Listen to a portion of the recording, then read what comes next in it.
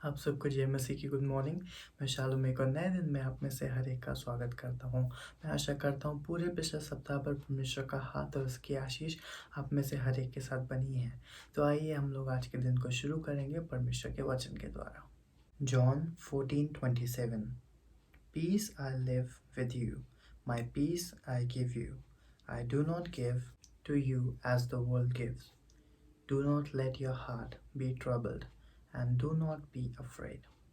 परमेश्वर का धन्यवाद देते हैं इस वचन के लिए। आज के दिन में एक बार फिर से ये वचन हमें हिम्मत देता है, तसल्ली देता है। हमें कहता है परमेश्वर कि मैं तुम्हें अपनी शांति देता हूँ, अपनी तसल्ली देता हूँ, और मैं संसार की तरह नहीं, जो लोग हमें टेम्पररी या कभी कभार धोखा दे देते हैं, वो वाली शांति नहीं, पर अनंत काल की शांति मैं तुम्हें देता हूँ। और वो कहता है कि हमें डरना नहीं है, हमको परमेश्वर पर विश्वास करना है। वो कहता है do not be afraid because I am with you. तो जब परमेश्वर हमारे साथ है तो हमको किस चीज़ से डरने की और घबराने की ज़रूरत है। तो आज का वचन हमें यही एनकरेज करता है कि हम लोग परमेश्वर पे विश्वास करें, और जो वो हमको शांति देना चाहता है हम उसको एक्सेप्ट करें और अपने अंदर रखें। और जब भी हम लोग अगर कहीं और जाके शांति ढूंढने की कोशिश करते हैं तो हम सही जगह पे उस चीज़ को खोजें जो हमें केवल और केवल यीशु मसीह के पास मिल सकती है। तो आइए हम लोग आगे बढ़ेंगे, सुनेंगे उस गीत को, उसके बाद पढ़ेंगे हमारे मेन वचन में।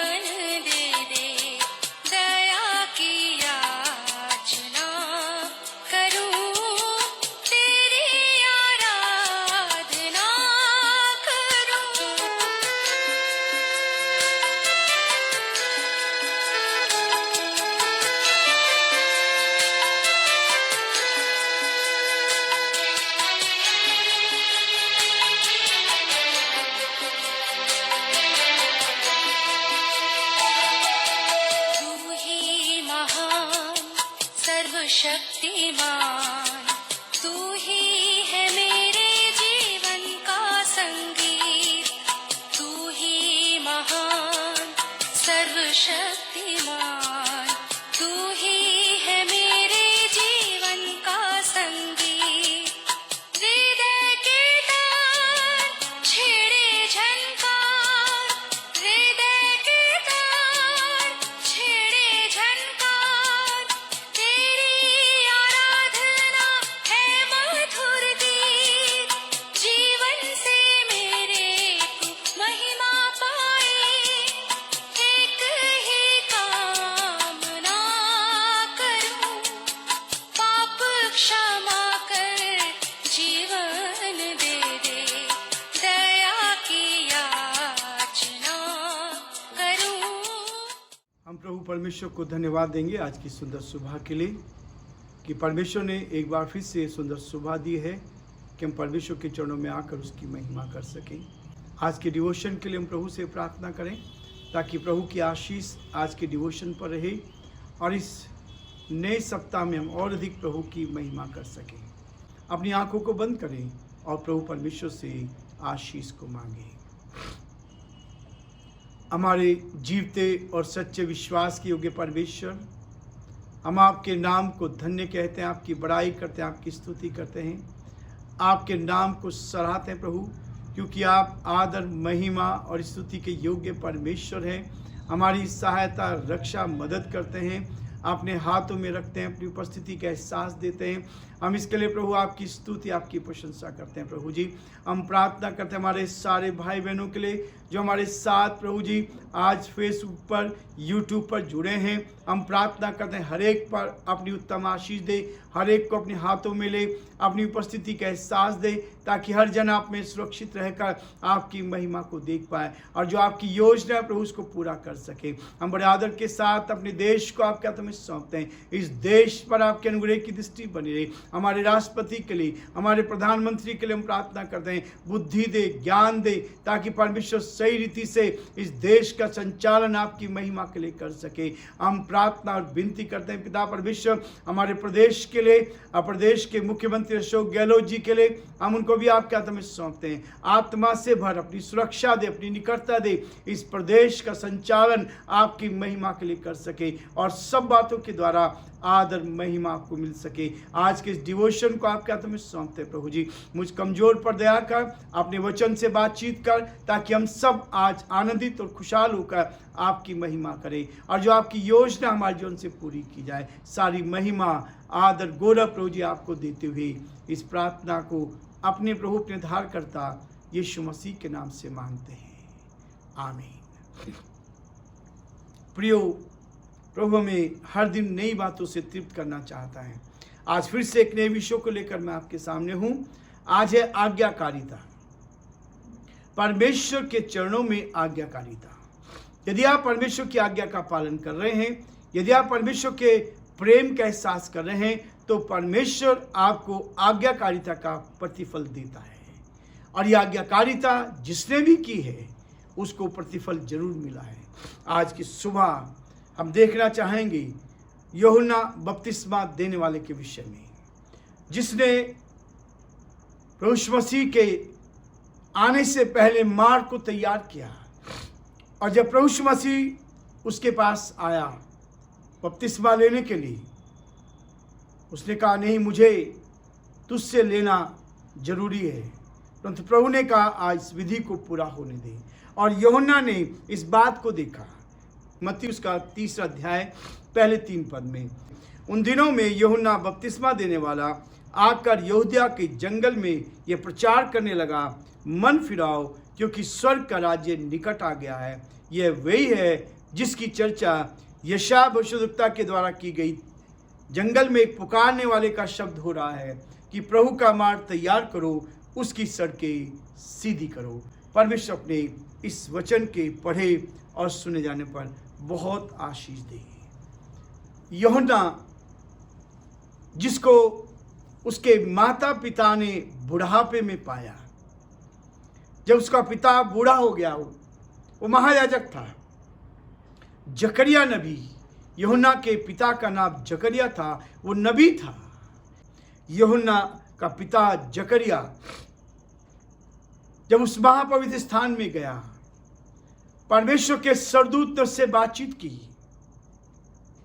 और परमेश्वर के स्वर्गदूत ने कहा कि परमेश्वर तुम्हें एक पुत्र देगा, उसका नाम यूहन्ना रखना। जकरिया ने संदेह किया और जब उसने संदेह किया कि ये कैसा होगा, मैं और मेरी पत्नी तो बूढ़े हैं। प्रियो, प्रभु हर परिस्थिति में सब कुछ कर सकता है। जो बांझ हैं, जिनके संतान नहीं हैं, यदि वो सच्चे मन से प्रभु के पास आते हैं, परमेश्वर के सामने शुद्ध और पवित्र रहते हैं, तो परमेश्वर उनको संतान देता है।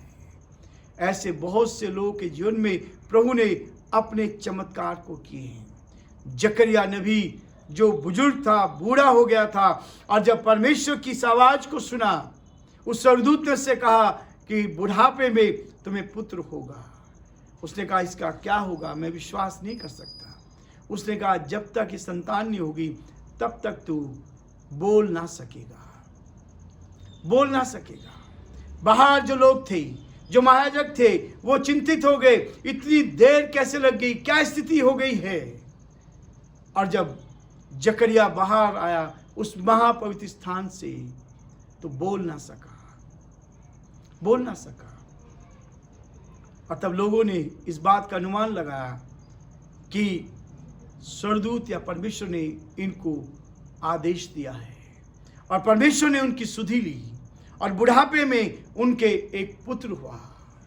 और जब उस पुत्र को पैदा हुआ, उसका नामकरण होना था, तब पिता से पूछा गया। पिता तो बोल नहीं पाता था, उसको लिखने के लिए दिया गया। उसने लिखकर बताया कि इस बेटे का नाम यूहन्ना होगा। और उसके बाद से बोलना शुरू करता है।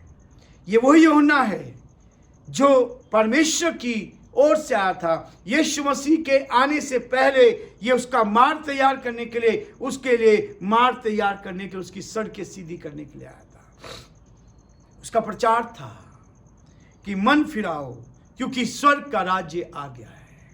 प्रियो, स्वर्ग में जाना है तो मन फिराना पड़ेगा, बुराई से मन फिराना पड़ेगा, गलत बातों से मन फिराना पड़ेगा, अपने मन को नियंत्रित करना पड़ेगा, अपने मन को कंट्रोल करना पड़ेगा।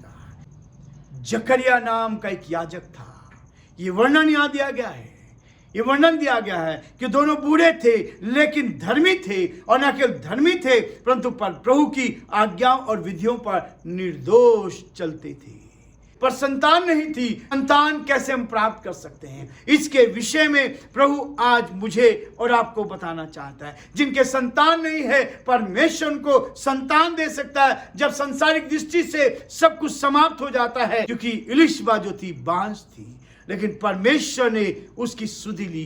कैसे हम संतान की प्राप्ति कर सकते हैं? प्रभु के लिए एक योग्य प्रजा को तैयार करें। यह थी उसकी सेवकाई। यूहन्ना की सेवकाई ये थी कि वो धर्मियों को, जो आज्ञा नहीं मानने वाले हैं, उनको धर्मियों की समझ पर लेकर आए। उनको ऐसी बुद्धि दे, ऐसा ज्ञान दे, ताकि वो समझ को प्राप्त कर सके और परमेश्वर की महिमा को अपने जीवन में दे गए। उसने यीशु को बपतिस्मा देने के लिए इस आधार पर स्वीकार किया। जब यूहन्ना तैयार नहीं था, लेकिन वो इस पर तैयार हुआ कि जब यीशु ने परमेश्वर की आज्ञाओं को पूरा करने का निवेदन किया कि परमेश्वर की ये आज्ञा है, उसको तो पूरा होने दे, तब वो तैयार हो गया। तब यूहन्ना ने यीशु मसीह को बपतिस्मा दिया। विश्वास से लोग आज्ञा का पालन करें, आज्ञाकारिता को लेकर चले, और जब ऐसा हम करते हैं तो परमेश्वर की आशीष को हम अपने जीवन में देख पाते हैं। प्रियो, परमेश्वर हमें उत्तम से उत्तम आशीष को देकर अपनी महिमा के लिए इस्तेमाल करना चाहता है। आज्ञा ना मानने वाले स्त्री या पुरुष सुसमाचार प्रचार करने के योग्य नहीं हो सकती। जो परमेश्वर की आज्ञा का पालन नहीं करते, जो परमेश्वर के वचन का पालन नहीं करते, जो वचन के साथ नहीं चलते, वो स्त्री और पुरुष क्या होते हैं? वो प्रचार करने के योग्य नहीं। वे गैर मसीहों के बीच में केवल परमेश्वर के नाम का अपमान करेंगे। वे उन लोगों के बीच में परमेश्वर के नाम का अपमान करेंगे। प्रभु मसीह ने हमेशा में इस बात के लिए सचेत किया है कि हमने सोचा है आज तक क्यों हम प्रभावित नहीं कर पाए। 12 चेलों ने, केवल 11 चेले रह गए थे, उन्होंने सारी दुनिया में धूम मचाए। आज कितने प्रचारक हैं, आज कितने लोग हैं जो काम कर रहे हैं, लेकिन सच्चाई को हम सही तरीके से नहीं फैला पाए। हमारे जीवन में लगने वाले फल, हमारे व्यवहार में आने वाले फल जो हमारे व्यवहार में दिखाई देता है, प्रभु कहता है तुम उनको उनके फलों से पहचान लोगे। जो मुझे हे प्रभु कहता है, उनमें से हर एक स्वर्ग के राज्य में प्रवेश ना करेगा, परंतु वही जो मेरे स्वर्गीय पिता की इच्छा पर चलता है, जो उसकी आज्ञा का पालन करता है, वही परमेश्वर के स्वर्गीय राज्य में प्रवेश करता है। उस व्यक्ति ने आज्ञा नहीं मानी और जाकर खुले रूप में अपनी चंगाई का सबको बताने लगा। यीशु ने कहा था नहीं बताना, लेकिन उसे सबको बताया। क्या हुआ इसका परिणाम ये हुआ कि इसके बाद यीशु उस शहर में फिर खुले रूप में नहीं जा पाया। मरकुस उसका 1 अध्याय 40 से 45 में इसका वर्णन पाया जाता है। प्रभु ने मना किया था, आज्ञा पालन प्रभु चाहता है। प्रियो, आज की सुबह प्रभु चाहता है कि हम आज्ञा पालन करें और प्रभु की महिमा कर सकें। प्रभु आप सबको बहुत आशीष दे और प्रभु का हाथ आप सब पर बना रहे। Thank you so much. अभी तक आप लोग हमारे साथ बने रहे। परमेश्वर का हाथ और उसकी आशीष आप में से हर एक के साथ बनी रहे। Have a nice day. God bless you.